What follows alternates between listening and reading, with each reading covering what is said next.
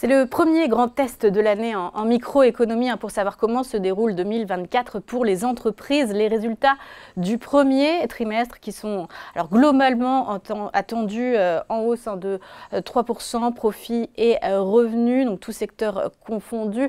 On en parle avec vous, John Plassard, bonjour.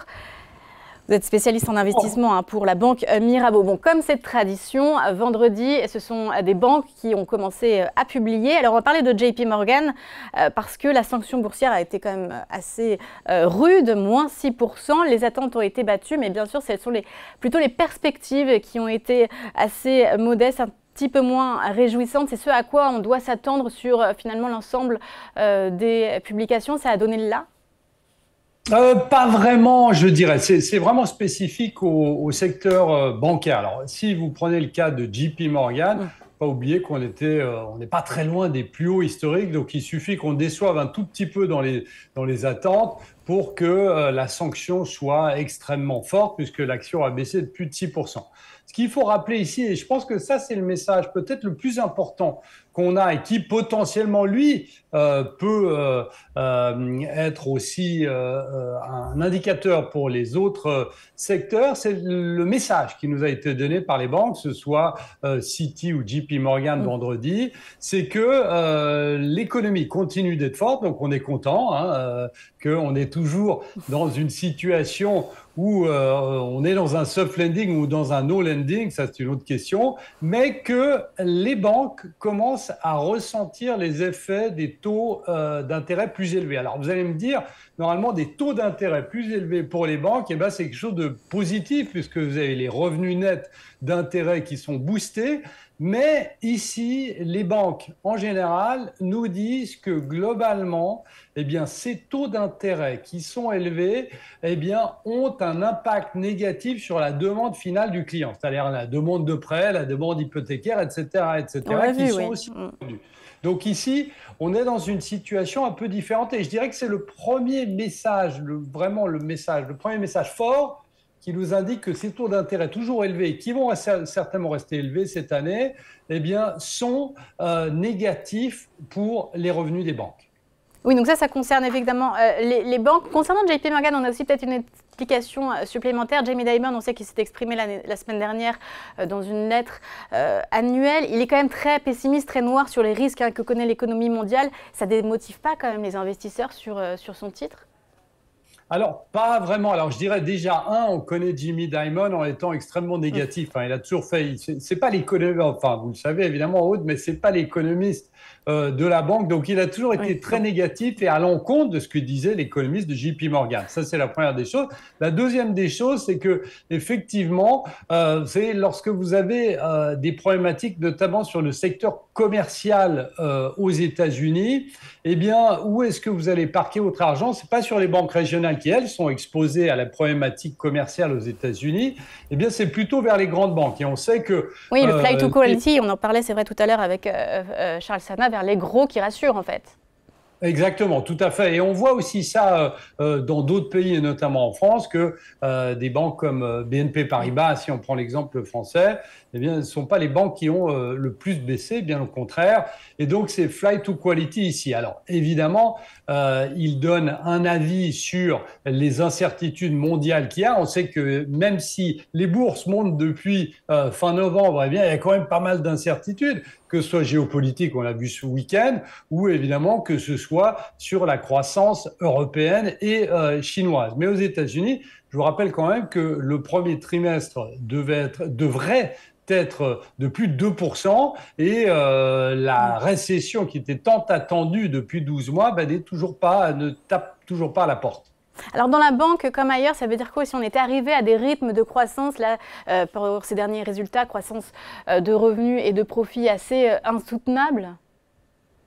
Oui, d'une certaine manière. Puis, vous savez, Aude, on était quand même dans une situation, on pourrait dire qu'on l'est toujours, ce qu'on appelle la situation d'une économie boucle d'or, qui a été une aubaine pour les banques américaines. C'est-à-dire que vous avez une croissance économique, comme on l'a dit, qui est fort, vous avez des emplois qui croissent à un rythme soutenu, vous avez les Américains qui continuent de dépenser. Je reviens des États-Unis et je peux vous dire que les Américains continuent de dépenser malgré l'inflation qui est extrêmement élevée aux États-Unis, et surtout pour la nourriture et pour l'essence, donc ce que tous les Américains touchent tous les jours d'une certaine manière. Et effectivement, potentiellement, si les taux devaient continuer à rester élevés comme ils le sont actuellement, vous savez qu'il y a un grand débat de savoir maintenant si on va avoir 2 baisses de taux ou pas du tout, alors qu'en début d'année, on parlait de 6 baisses de taux, et si effectivement, à un moment ou à un autre, cela ne va pas impacter le consommateur. Et lorsqu'on parle du consommateur américain, évidemment, on parle aussi des banques. Et des taux qui restent plus élevés plus longtemps, est-ce que ça ne peut pas aussi impacter les guidance des entreprises, les perspectives qu'elles donnent au marché et les inciter à être prudentes là, lors des publications qui vont arriver? Tout à fait, exactement. Alors, ce qu'il y a, c'est que ce qu'il faut voir pour les entreprises aujourd'hui, c'est qu'elles font face pas seulement à des taux élevés et qui ont été élevés les plus élevés depuis plus de 30 ans, mais elles font aussi face à d'autres incertitudes dont on a parlé, la géopolitique, de l'inflation, etc.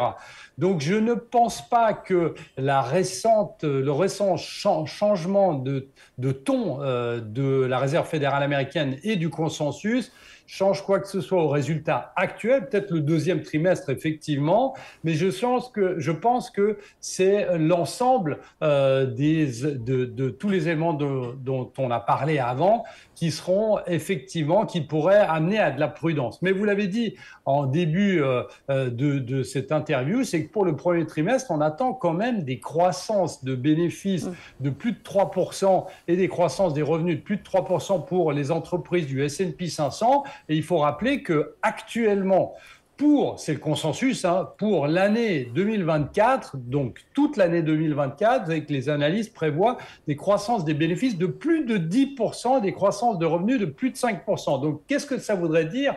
Théoriquement toujours, c'est que le premier trimestre devrait potentiellement marquer la plus faible croissance des revenus et des bénéfices de toute l'année 2024. Donc, effectivement, là, il faudrait vraiment qu'il y ait une baisse forte des guidance pour que la tendance s'inverse. Donc ça veut dire que pour cette saison qui vient, on va surtout regarder du côté des guidance, pas forcément des résultats, pas forcément du passé, mais plutôt le futur. Et c'est Sarah qui sera aussi arbitrée négativement, comme ça l'a été d'ailleurs pour JP Morgan vendredi. Exactement, tout à fait. Et puis, si évidemment tout le monde regarde les banques parce que c'est un message aussi sur l'économie globale, mais évidemment tout le monde va regarder le secteur aux États-Unis, en Europe aussi, mais aux États-Unis, le secteur de la technologie et notamment Nvidia. Vous savez qu'Nvidia… c'est le 30 avril, Nvidia, oui. Il faut évidemment noter dans l'agenda, 30 avril, donc la publication du premier trimestre. Qu'est-ce qui est attendu alors ?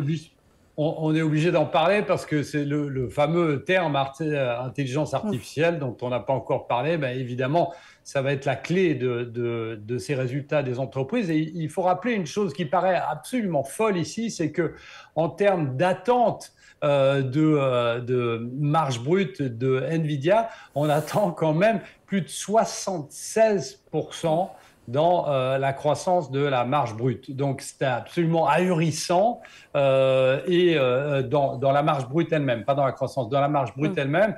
Et donc, ici, on sait très bien qu'il faudrait que si cette marge brute était légèrement en dessous, si les guidance dont vous parliez avant Aude étaient légèrement en dessous, eh bien la sanction serait très importante. C'est vrai qu'on attend ça depuis plusieurs trimestres puisque le hype, comme on dit, sur l'intelligence artificielle continue. Vous avez tellement de demandes. Eh bien, une nouvelle fois, on se pose la même question. Est-ce que, pour une fois, ces entreprises qui sont liées à l'intelligence artificielle vont donner des guidance qui sont en dessous, pour une fois, des attentes des économistes, puisqu'il faut rappeler que lors de la publication des derniers résultats trimestriels, eh bien, à chaque fois, même si les attentes du consensus étaient élevées, les entreprises, la majeure partie des entreprises, on parlait d'NVIDIA, eh bien, ont publié des résultats et des bénéfices qui étaient au-delà des attentes qui étaient déjà très, très élevées. Oui, on sait qu'il ne faut pas forcément, enfin c'est même dur de décevoir le marché sur ça. On peut parler aussi de Tesla, celui-là ce sera le 23 avril. Là ça va être compliqué aussi pour Elon Musk parce qu'à la fois il y a la baisse des livraisons et en fait ils vont tout essayer de jouer sur l'effet de communication sur le fameux robot taxi qui devrait sortir dans quelques mois. Oui, tout à fait, mais on a un problème chez Tesla. Alors, il y a deux problèmes. La problématique des ventes de véhicules électriques, notamment en Chine, enfin trois problèmes. L'arrivée de concurrence, notamment chinois, et d'un autre côté, on a un problème sur les marges. On a vu dernièrement que Tesla avait baissé ses prix, que ce soit en Europe, aux États-Unis et en Chine pour dynamiser les ventes de véhicules. Et effectivement, on avait vu qu'il y avait un problème sur les marges. Alors, on verra un espèce de nuage de fumée comme ça avait été fait pour le Cybertruck sur le robot taxi, vous l'avez dit. Mais aujourd'hui, Tesla ne tire zéro profit et zéro chiffre d'affaires de ce robot taxi. Donc, il faut faire très attention une nouvelle fois sur ces résultats qui vont être publiés. On sait que la majeure partie des analystes ont abaissé leurs prévisions sur les marges, notamment de Tesla, mais lors de la dernière publication des résultats, eh bien, c'était une déception, ce qui avait fait plonger le titre de plus de 10%. Oui, donc attention. Et enfin, la consommation qui reste forte aux États-Unis, vous nous l'avez dit, notamment la consommation discrétionnaire. On peut forcément penser au luxe, les États-Unis qui restent l'un des premiers marchés. Qu'est-ce que vous voyez pour le secteur du luxe? On aura d'ailleurs LVMH en début de semaine. Écoutez, Aude, la question qu'il faut vraiment poser à LVMH, c'est évidemment la question de la Chine. Alors, vous l'avez dit, il y a un rebond aux États-Unis, ce qui est très important. On avait vu que l'Europe était plus ou moins stable, mais vraiment, la clé, c'est la Chine, puisque pour la majeure partie des groupes, ça va représenter plus de 50% des ventes. Donc, est-ce que ce qu'on voit en termes de ventes et surtout des prévisions de ventes, on a vu que Richemont et notamment Swatch ont donné des prévisions assez optimistes sur les ventes en Chine, mais effectivement, est-ce que ces grands groupes, des plus grands groupes comme LVMH ou Hermès notamment, voient une stabilité dans la croissance en Chine ou un rebond? Parce qu'on rappelle quand même que demain, on aura les chiffres de la croissance du premier trimestre chinois qui devraient être aux alentours de 5%, mais on ne sait pas vraiment comment monitorer ces 5%, parce qu'on ne sait pas si c'est des vrais chiffres, ou on ne sait pas vraiment le momentum qu'il y a là, et le message sur la Chine sera le plus important. Donc ici, on s'attend toujours à des bons résultats, mais la clé, ce sera vraiment la Chine. Eh bien, merci beaucoup, John Plassard, d'avoir essayé donc de lire l'avenir avec nous sur cette première saison de résultats de l'année. Merci, Aude.